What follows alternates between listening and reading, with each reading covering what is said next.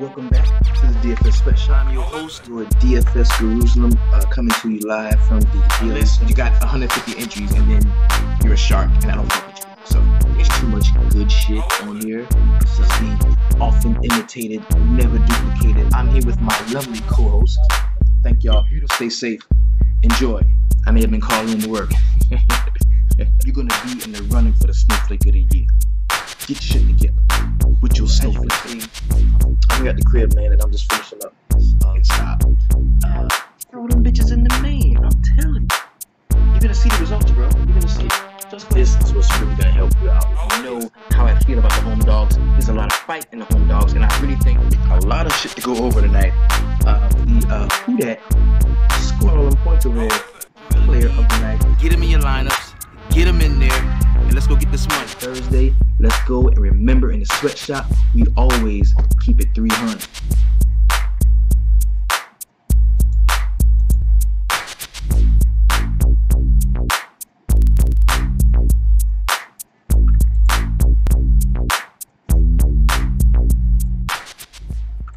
What is going on, of course, on Twitter at DFS Jerusalem. Today, we will be breaking down tonight's monster 11 game slate. Ton of games here to watch. It's gonna be a good one. Really gonna enjoy hopping into this, man. Coming off of a pretty decent NFL week. I made a couple dollars on NFL. I made me some NBA money and things like that. But you know what? It's a new week. We're gonna get started. Let's pop it off. Let's go ahead and outline the week. Today, of course, we do have 11 games. This is gonna be a Thanksgiving week schedule that we're gonna see. We've got 11 games today. Then Tuesday, there's only one game. It's at 10:30 p.m. Eastern, where we're going to get the Chicago Bulls and the Los Angeles Lakers. That'll be one game tomorrow. That's all we have. So there probably won't be anything popping off for then. I'm going to scroll through so you can see it. Yeah, we've got that one. Okay, the 11 here, and then we've got the one game on Tuesday. But then Wednesday, we go back and we jump all the way up to 14 games. And I don't know why they didn't break this down on Thanksgiving Eve, man, and have, 8 games on Tuesday and 7 games on Wednesday or whatever. But so we got 14 games on Wednesday. Then Thursday, which is actually Thanksgiving Day, I think we have some games then too. Or there's no games then. Let's see. Yeah, Thursday, no games. No games Thursday. And then Friday, we are back up. We're back up to a hefty schedule, I think, on Friday. It's Wednesday, yeah, no games on Thursday, and then Friday we're back up to 10 games.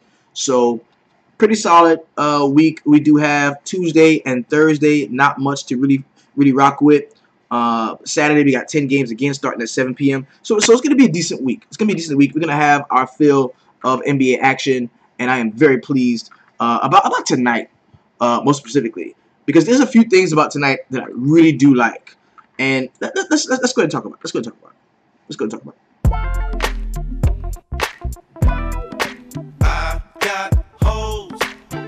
I've got holes. In different. The big homie, yes, is at the crib, man. And anytime I can get the homie at the crib, man. Even though he blew up away from the house the other night,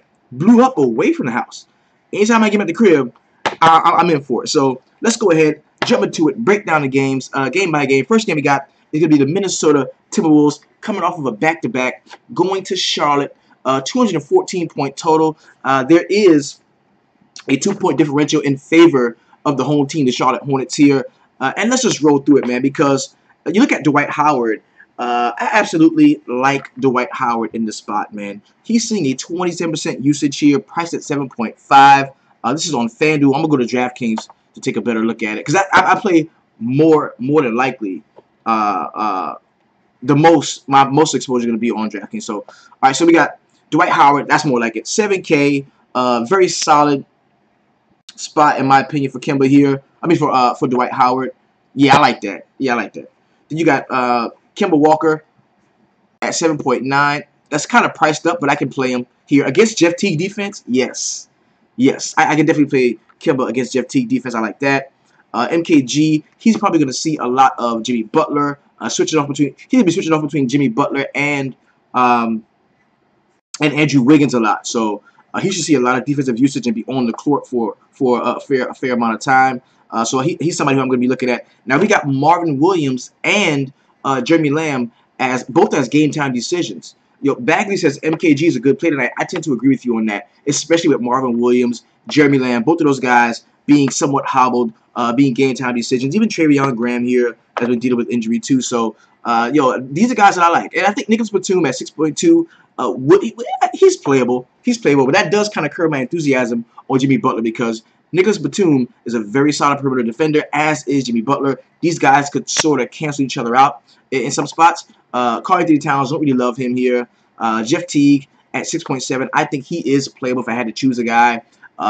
Andrew Wiggins, he might be able to get off when MKG sits down. So he's somebody that I can definitely take a look at. Now Taj Gibson is interesting, bro. Probably one of my favorite joints from right here. One of my favorite joints right here is Taj Gibson, man, at 5.4. He's been a double-double, like, waiting to happen. Okay, I keep hearing folks that Minnesota Teague is terrible against point guards, but I've played 4 different point guards against them, and they never, ever make value. Is attacking Minnesota at point guard an actual thing? It's not really like attacking Minnesota. It's attacking Jeff Teague. Jeff Teague is a bad defender, and if you're talking about cats you've played against him, you're probably talking about Dennis Smith Jr., who is a rookie. Who, I mean, how much do you expect him to beat up on Jeff Teague? I'm talking about like a premier point guard matchup, like a really solid point guard matchup against Jeff Teague is welcome. Well, it's really welcome. And even Kemba goes the other way. Kemba's not a great defender either. Kemba's not a great defender either. So the guys that I like the most from the Minnesota side would be Jeff Teague, Andrew Wiggins, and Taj Gibson. I really like Gibson. I think he's in line for an easy double-double here. Let's take a look. Taj, he's been killing it. 22, 27, 22, 32, 36. Very solid floor over the last few games for Taj Gibson. I kind of like him.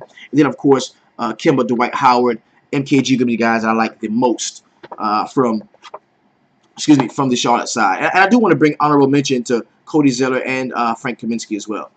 Next game we got is going to be the Cleveland Cavaliers going to Detroit to take on the Pistons. This is a 215-point total. We got LeBron James priced at 11.3.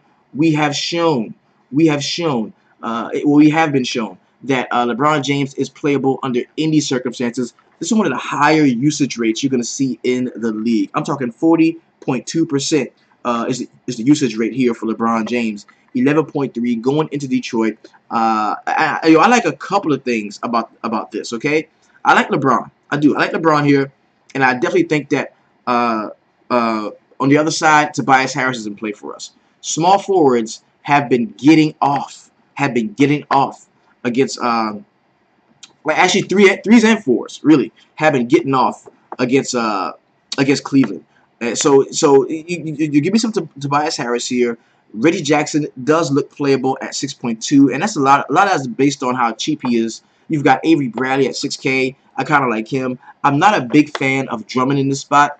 8.8K is not overpriced for him. I mean, he's a very solid, a double guy. But I'm just, there's something about this matchup has me not really wanting to play him. And there's other spots I can get to.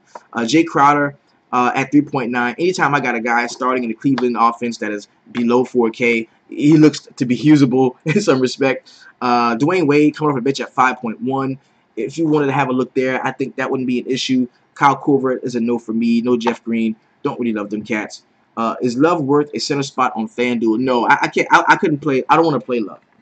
The guys that I like here, I like LeBron. I like Jay Crowder. I think that Dwayne Wade coming off the bench could be a solid play. But definitely LeBron. LeBron is in play for us. LeBron is definitely in play for us. He's definitely in play for us. On the other side, Tobias Harris, Reggie Jackson, Avery Bradley, maybe some Ish Smith if you have to get that jiggy with it at 3.8 could be in play. DJ went off versus Cleveland. Drummond should smash. Hey yo, and I think Drummond needed like a couple steals and a block to get some career highs or something like that last game. And he's been there though. What's he done against the Cavs? Let's see what he does against the Cavs. 26, 46, 43, 26. So hasn't. What is his first time playing Wade is not a play. Dude hasn't played good in 4 years. Dude just crushed the other night. D-Wade crushed the other night. He did. Now I'll show you. Yeah, D-Wade just had 50. His last 3 games, 50, 25, 34. Dwayne Wade in his last 3 games.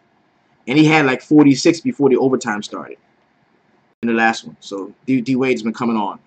And that's my one fear. We talked about Drummond. It's about Drummond being taken away from the basket some.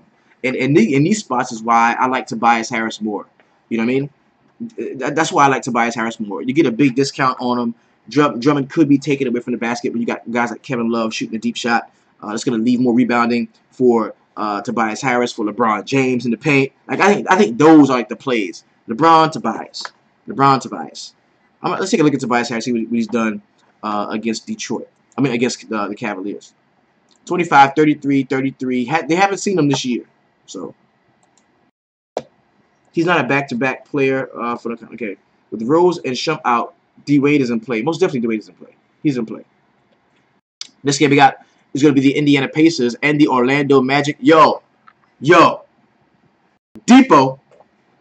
I'm going to say it again. Yo, who has... Okay, if you know me, if you're in the shop and you've been rocking with me, who is my guy? The guy that I'm saying, yo, this is his year. This dude is playing for respect. He is playing for his dignity. He is playing for... this dude goes out and he does everything he can. Even his bad games are good. He's playing harder than everybody on the floor. And I think sharing the court last year with Russell Westbrook kind of showed him how to completely impact the game no matter who is on your team, no matter... he goes for every rebound. The dude had 15 boards last game. And this has been my guy. And I talked about this. I talked about this in the beginning of the season. I saw the interview. He was like, yo, fuck this shit. I'm tired of being Mr. Nice Guy. I feel like I'm a cornerstone franchise player, and I've been this is my 3rd team, and I ain't playing for another team. Nobody will ever trade me again. And it's Depot. Depot going back to Orlando, where it all started. Usually, I don't like go completely ham on the revenge joints, but I'm telling you, this revenge narratives are only as good as the player, bro. They're only as good as the player. Now the dude going back to Orlando, the team that traded him first. He hates. He's like, fuck y'all that traded me. So give me some of that. Depot at 7.6 going back to Orlando, 34% usage. Yes. I'm even of the mindset that this is kind of a stackable joint because I like Darren Collison. I like Thad Young. I think Miles Turner's gonna be a play. I could stack this shit. I could stack this shit, bro. Real talk. Even Sabonis at 5. This is a dope offense to play right now in this situation. It really is. This game is kind of lit. I like this game. 220-point total, and you can tell I'm excited, so I'm keeping it real with you. 3.5 point spread in favor of the Orlando Magic at home. So Indiana's coming in there a road dog. You got Vucevic at 7.1. Yes, I like that. Aaron Gordon, yes, at 7.2. I think this could be the elf game we use, 6.1. Does the percentage of you using a player decrease or increase based on his last performance? Example, Wade scored 50 last night. Chances of him doing it consecutively very unlikely. Yes, that's true. Yeah, that's true. And it goes the other way too. But you gotta know when to ride the wave, or when to catch the wave. Because if a great player scores 25 points, and you know you should have had like 60, and you play him next year, like Anthony Davis today. Nobody's gonna want to play Anthony Davis. They're gonna be mad about what happened last time, but I think you can play him because nobody's gonna be on him, and he's still Anthony Davis. So Fournier, don't really love Fournier much. Terrence Ross, not really big on him. Maybe some Jonathan Simmons off of the bench at 4.4 you can look to. But, yo, I like a lot. This game is nice. I like this game. This is one of my favorite games on the slate right now. Next game we got is going to be the Utah Jazz and the Philadelphia 76ers. Joel Embiid, 17 DVP against the center position. You know you're not going to be getting... you're not going to have the big homie in there, so Gobert. So that means you can easily engage the Embiid Ben Simmons stack. Easily do that. Robert Covington at 6.1 looks to be usable in this situation, as does Dario Saric at 4.7. Not a big fan of JJ Redick. I don't think this is a slate where I want to rely on someone's jump shot. like a streaky jump shot guy. I don't want to rely on that if I don't have to. I want guys that are going to be going to the basket, guys that are going to be making money. So on the other side, Donovan Mitchell is in play for me at 6.8. Ricky Rubio, nah, I don't like it. I don't like it. Derek Favors, this is like the best team in the league or the worst team in the league to play against power forwards. But yo, he's been getting all of the usage since Gobert went out. So I think you've got to take a look at him as far as the front court and the big man go. And you got Rodney Hood at 5.6. I know I just said I don't want to rely on a streaky jump shooter. Rodney Hood is that guy. Rodney Hood is like the definition of streaky. Like he had 44 last time, 21, 44. Like the floor has been solid and consistent with him, which is why, you know, I wouldn't call him as streaky as I have in past games. So you look at it, 5.6, not a deal, a bargain on him, but a guy that I think you could use. And see, this is going to look funny because you got Redick at 4.8 and you got Rodney Hood at 5.6. Conventional wisdom says just play Redick at 4.8, but it's just something about Rodney Hood today that I think I like. Something about Rodney Hood today that I really think I like. Next game we got is going to be the Los Angeles Clippers going to New York to take on my New York Knicks. Yo, 1.5 is the differential here. 209.5 point total. Kristaps under 9K. Just click him. Yo, Kristaps is under 9K. Need I say more? Kristaps under 9K. Get him in there. Enes Kanter 6.3. That price is a little bit too much for me. I don't love Kanter here.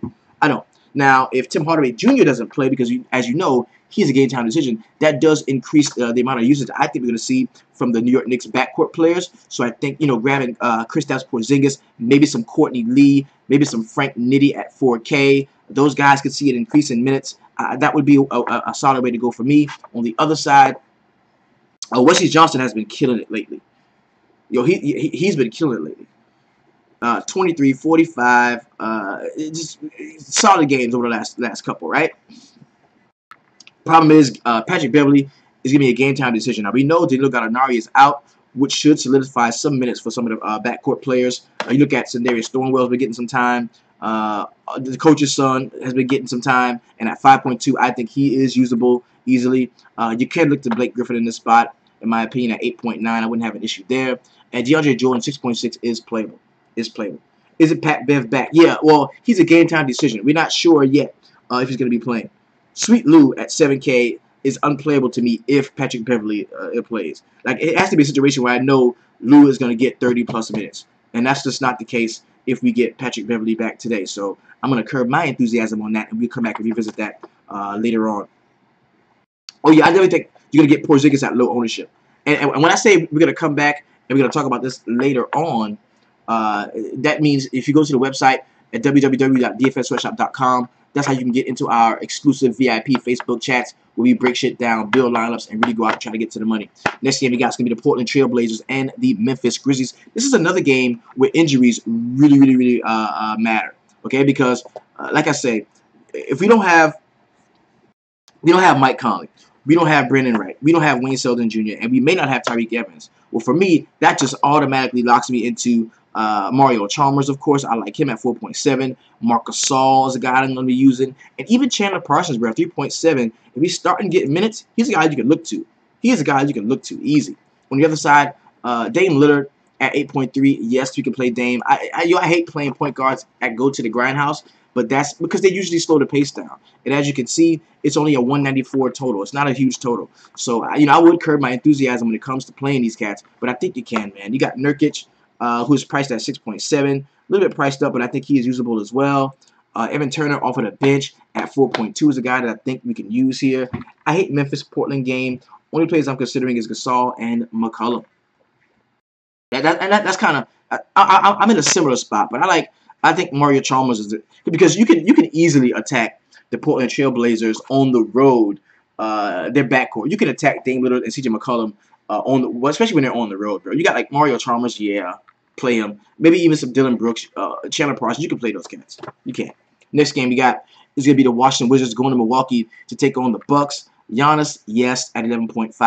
Definitely a guy that I can play here. Chris Middleton, I do kind of like him. Yo, Chris Middleton and Brad Beal are very similar players. However, Chris Middleton is just a slightly better defender, a little more rangy, does more in terms of block shots. Now, you got John Wall. It says he's out. Right now, he's questionable as a game-time decision. I'm not going to play him either way. The guy that I like most in this spot, I like Otto Porter, man. Whenever you don't see John Wall, Otto Porter like takes it upon himself to like just to step up and really play well. So give me Otto Porter. I think Bradley Beal is another guy that's going to be in play for me. Kelly Oubre Jr. off of the bench at 4.5 is usable here. Those are guys that I can use. On the other side, Bledsoe, not so much. Middleton, Antetokounmpo, guys that I like. Maybe some Malcolm Brogdon at 5K, pretty much. Eric Bledsoe let me down, bro. Oh, he let me down. Next game, we got Oklahoma City Thunder going to New Orleans to take on the Pelicans. Anthony Davis is a game-time decision, but I think all things point to him playing. I think everything points to Anthony Davis playing today. And if that be the case, man, you get Anthony Davis under 10K, I'm just going to play him. And I'm not going to talk to him. Fuck it. I'm just going to play him. Anthony Davis sub 10K. This dude that scored 98 points one time. 90-something points one time. You know what I'm saying? I'm going to play him. I'm going to play him. Drew Holiday, 6.4. He is usable, as is Rajon Rondo at 4.8. Boogie is playable at 10.9. But I'm not playing Boogie. If I'm gonna play a big from the Pelican side, I'm gonna just play Anthony Davis. Because it looks crazy to me. If I'm taking this chance of playing Boogie, who hasn't had like a bunch of awesome games against Oklahoma City, I'll just play Anthony Davis for 1,100 cheaper. You know what I mean? You got it, yeah, man. AD is cheap as shit. Westbrook, I cannot pay 10.5 for you. Paul George, he's playable. Steven Adams back does change a lot. And he's 5.7. Yes, I think Steven Adams is going to be in play. Roberson, no. You can't play any of these guys on the bench, like the Jeremy Grants and the Patrick Pattersons, and you can't play those guys with Steven Adams back. You just can't. So next game we got is going to be the Boston Celtics going to Dallas to take on the Mavericks. Al Horford, check please. Yes, give me some Al Horford. I think that Jaylen Brown is in play here at 6.6, as is Tatum. I like them cats. Kyrie, 8.5. Yo, Boston looks kind of stackable here in this spot. The only one I don't love is Marcus Morris. That's the only one I don't love. Harrison Barnes, yes, at 5.8. That is just too cheap for a guy that means that much to this offense. Dennis Smith Jr. at 5.8. Not a guy that I particularly love, but he's playable. We saw what Dennis Schroeder was able to do against the Boston Celtics a couple days ago. Dirk Nowitzki, man, 4.1. So cheap for Dirk. If he plays and he'll be getting minutes, I think you can use him. I kind of like him there. Maybe some J.J. Barea off of the bench at 4.3. That's as far as I can go there. Next game we got is the Atlanta Hawks going to San Antonio to take on the Spurs. This is Dwayne Dedmon revenge. This is Dwayne Dedmon revenge. And yo, the dude got cheaper. Dwayne Dedmon got cheaper after a string of really solid games. And you said you would not play Tatum no more. No, nah. I just played Tatum the other night and he balled the fuck out. He was almost a core guy. He balled out. Yeah, he had 34.25. We just played him the other night against Atlanta. He balled all the way out. That was great. We had him on FanDuel as well as DraftKings. All right. So we got Dedmon going back to San Antonio, and revenge narrative aside, the guy is 5K. The guy's 5K, and he's the only legit rebounder they have. So that puts him in play for me. The guy is 5K. He only has 17 DraftKings points against Boston, but 55, 20, 22, 28, 42. So that proves to be a solid floor for him at 5K. So he's a guy that I'm definitely going to be considering. Definitely going to be considering him. Yeah, give me that. Give me some Dwayne Dedmon. Give me Dennis Schroeder at 6.3. I kind of like him in this spot. Don't love much else. Yeah, Dedmon. Yeah, that's just too cheap for a guy. Like, he's the only legit rebounder on the team. The only legit rebounder. I do like LaMarcus Aldridge though at 8.2. Powell at 6.2. I don't really love him. Maybe some Danny Green. He's going to see a ton of defensive usage. Patty Mills at 4.5 is interesting, as is Rudy Gay coming off the bench at 5.4, kind of like that. That's a good game. And people are not going to have a lot of exposure to that game. Attack Atlanta on the boards, definitely. Last game we got is the Denver Nuggets going to Sacramento to take on the Kings. Jokic got kicked out last night, so he didn't play a lot of minutes. It's a back-to-back, so he still should still be good. He's priced above 9K, which I don't really love, but I still think he's playable, especially if Paul Millsap somehow sits out this game with that sprained wrist that he suffered last night. Will Barton at 5.5. Don't really love him, but I think you could play him. Give me some Jamal Murray here in the spot. Wilson Chandler is a guy that I am going to consider, but I do like Gary Harris, and Mason Plumlee is a game time decision as well. So this like calls in guys like Fareed.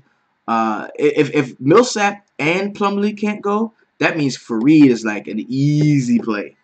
That makes Fareed, Wilson Chandler, that makes those guys easy plays, right? Easy. Now, but if Millsap is out and Plumlee plays, you can definitely look to Mason Plumlee at 3.6. On the other side, Zebo, yes, at 4.9. I kind of like Zebo today. I think that De'Aaron Fox at 4.6 is easily playable. We know that you can attack the Denver Nuggets up front at the shooting guard. No, he's not going to be suspended. They're not going to suspend Jokic. He didn't touch the official. He was arguing with him and got kicked out of the game. Like it wasn't even a big deal. It wasn't even a big deal. Let me see. I'm gonna see exactly what happened. And this is Twitter, so NBA don't sue me. Jokic ejection. Let's look at Jokic ejection. Let's take a look at it. I'm gonna show you. It wasn't like a big deal. Like the coach was like more like upset and crazy about it than anybody else was. Like the coach went ham. The coach flipped. It was weird the way it went down. Do we have it on video? Because I would show it to you if we had it.